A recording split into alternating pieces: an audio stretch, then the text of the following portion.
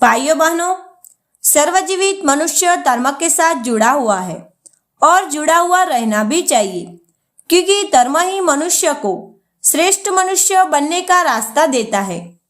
भाइयों बहनों, व्रत कथा हिंदी चैनल में आज हम आपको श्रीमद् भगवद गीता का 4था अध्याय ज्ञान कर्म संन्यास योग सुनाएंगे।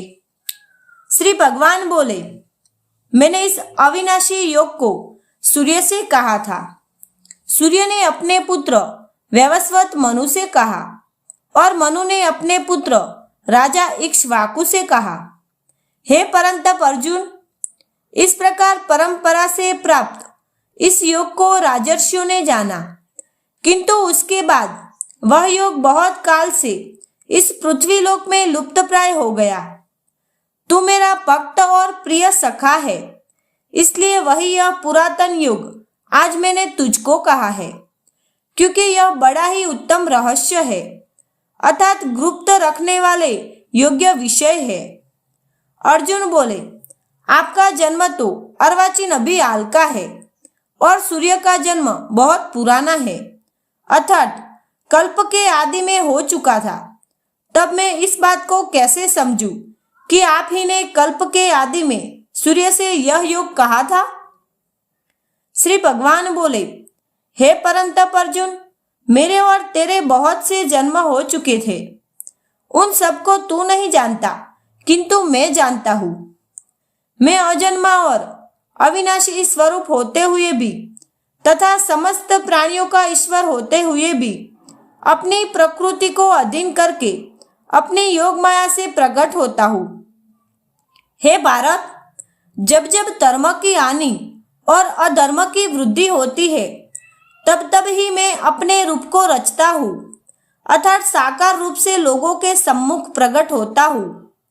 साधु पुरुषों का उद्धार करने के लिए, पाप कर्म करने वालों का विनाश करने के लिए और धर्म की अच्छी तरह से स्थापना करने के लिए मैं युग युग में प्रकट हुआ करता हूँ। हे अर्जुन, मेरे जन्म और कर्म दिव्य अर्थात निर्मल और अलौकिक है। इस प्रकार जो मनुष्य तत्व से जान लेता है, वह शरीर को त्याग कर फिर जन्म को प्राप्त नहीं होता, किंतु मुझे ही प्राप्त होता है। पहले भी जिनके राग, भय और क्रोध सर्वथा नष्ट हो गए थे और जो मुझ में अनन्य प्रेम पूर्वक स्थित रहते थे, ऐसे मेरे आश्रित रहने वाले बहुत से भक्त उपयुक्त ज्ञान रूप तप से पवित्र होकर मेरे स्वरूप को प्राप्त हो चुके हैं। हे अर्जुन, जो भक्त मुझे जिस प्रकार भजते हैं, मैं भी उनको उसी प्रकार भजता हूँ, क्योंकि सभी मनुष्य सब प्रकार से मेरे ही मार्ग का अनुसरण करते हैं।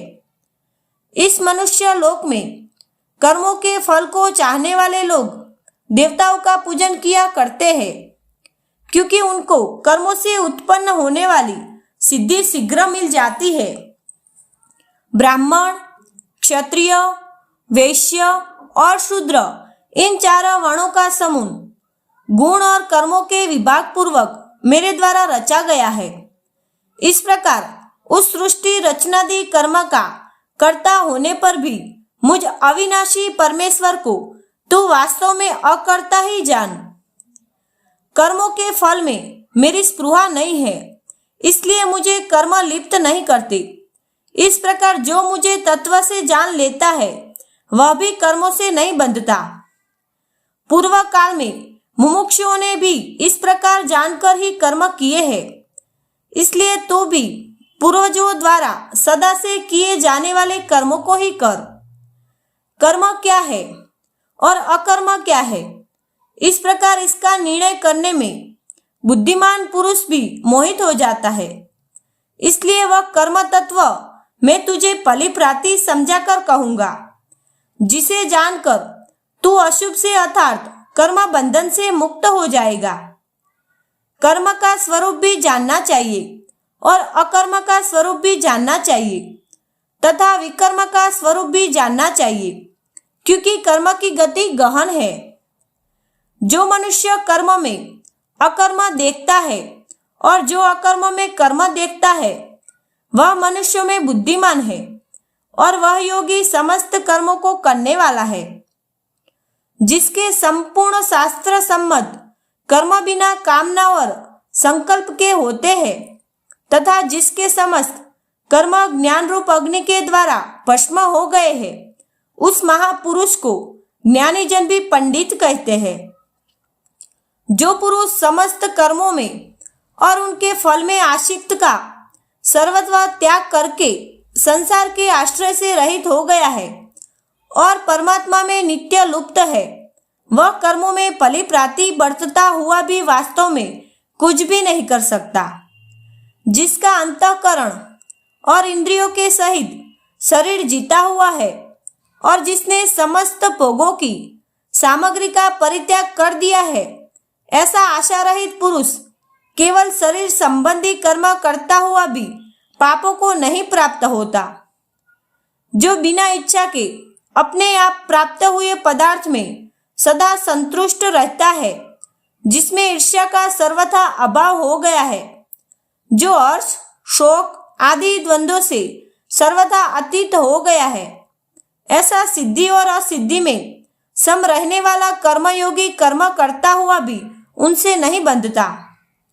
जिसकी आसक्ति सर्वथा नष्ट हो गई है, जो देहाभिमान और ममता से रहित हो गया है, जिसका चित्त निरंतर परमात्मा के ज्ञान में स्थित रहता है, ऐसा केवल यज्ञ संपादन के लिए कर्म करने वाले मनुष्य के संपूर्ण कर्म फलिप्राति विलीन हो जाते हैं। जिस यज्ञ में अर्पण अर्थात स्त्रुवा आदि भी ब्रह्म है और हवन किए ज्ञान योग्य द्रव्य भी ब्रह्म है तथा ब्रह्मरूप कर्ता के द्वारा ब्रह्मरूप अग्नि में आहुति देना रूप क्रिया भी ब्रह्म है, उस ब्रह्म कर्म में स्थित रहने वाले योगी द्वारा प्राप्त किए जाने योग्य फल भी ब्रह्म ही है। दूसरे योगीजन देवताओं के पूजन रूप यज्ञ का ही फलिप्राति अनुष्ठान किया करते हैं और अन्य योगीजन परब्रह्म परमात्मा रूप अग्नि में अभेद दर्शन रूप यज्ञ के द्वारा ही आत्मा रूप यज्ञ का हवन किया करते हैं। अन्य योगीजन स्त्रोत आदि समस्त इंद्रियों को संयम रूप अग्नियों में हवन किया करते हैं और दूसरे योगी लोग शब्दादि समस्त विषयों को इंद्रिय रूप यज्ञों में हवन किया करते हैं। दूसरे योगीजन इंद्रियों की संपूर्ण क्रियाओं को और प्राणों की समस्त क्रियाओं को ज्ञान से प्रकाशित आत्मा संयम योग रूप अग्नि में हवन किया करते हैं। कई पुरुष द्रव्य संबंधी यज्ञ करने वाले हैं, कितने ही तपस्या रूप यज्ञ करने वाले हैं तथा दूसरे कितने ही योग रूप यज्ञ करने वाले हैं, कितने ही अहिंसादि तीक्ष्ण व्रतों से युक्त यत्नशील पुरुष स्वाध्याय रूप ज्ञान यज्ञ करने वाले हैं। दूसरे कितने ही योगी जन अपान वायु में प्राण वायु को हवन करते हैं, वैसे ही अन्य योगी जन प्राण वायु ने अपान वायु को हवन करते हैं तथा अन्य कितने ही नियमित आहार करने वाले प्राणायाम परायण पुरुष प्राण और अपान की गति को रोककर प्राणों को प्राणों में ही हवन किया करते हैं। ये सभी साधक यज्ञों द्वारा पापों का नाश करने देने वाले और यज्ञों को जानने वाले हैं।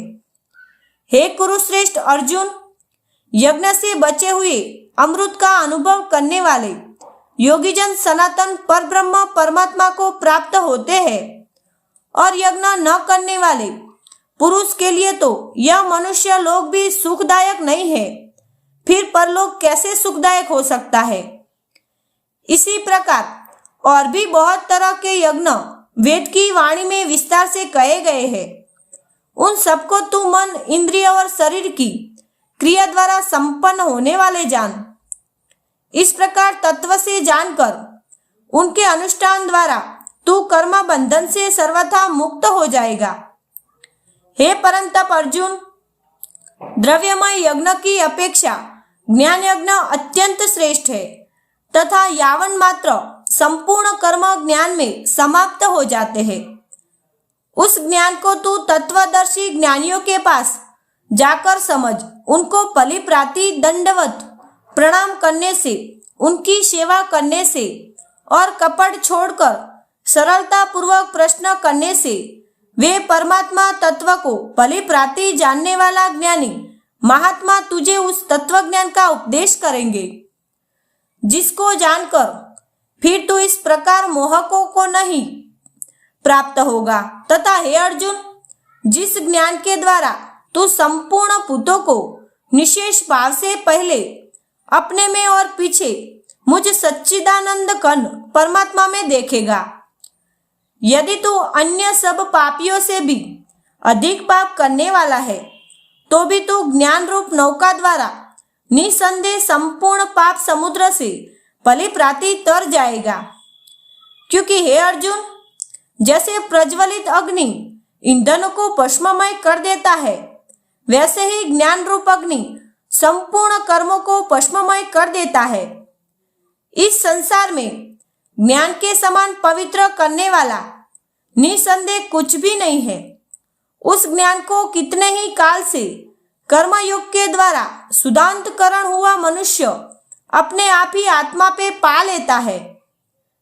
जितेंद्रिय साधना परायण और श्रद्धावान मनुष्य ज्ञान को प्राप्त होता है तथा ज्ञान को प्राप्त होकर वह बिना विलंब के तत्काल ही भगवत प्राप्ति रूप परम शांति को प्राप्त हो जाता है। विवेकहीन और श्रद्धा रहित संशय युक्त मनुष्य परमार्थ से अवश्य भ्रष्ट हो जाता है। ऐसे संशय युक्त मनुष्य के लिए न ये लोक है, न परलोक है और न सुख ही है। हे धनंजय, जिसने कर्मयोग की विधि से समस्त कर्मों का परमात्मा में अर्पण कर दिया है और जिसने विवेक द्वारा समस्त संशयों का नाश कर दिया है, ऐसे वश में किए हुए अंतःकरण वाले पुरुष को कर्म नहीं बांधते। इसलिए ये भरतवंशी अर्जुन, तू हृदय में स्थित इस अज्ञान जनित अपने संशय का विवेक ज्ञान रूप तलवार द्वारा छेदन करके समत्व रूप कर्म योग में स्थित हो जा और युद्ध के लिए खड़ा हो जा। मित्रों, वडिलों, आज हमने श्रीमद् भगवत गीता का चौथा योग ज्ञान कर्म संन्यास योग सुना। आगे का अध्याय सुनने के लिए डिस्क्रिप्शन में लिंक दी गई है। बहनों, भाइयों, ये अध्याय आप और करके वडिलों को जरूर सुनाना, क्योंकि गीता पाठ करना अपने धर्म में बड़ा महात्म्य है। वीडियो अच्छा लगे तो लाइक, शेयर, सब्सक्राइब जरूर करना। ये वीडियो दूसरे ग्रुप में जरूर भेजना, जिससे दूसरों को भी इस कथा का लाभ मिले। जय श्री कृष्णा, जय देवकी नंदन।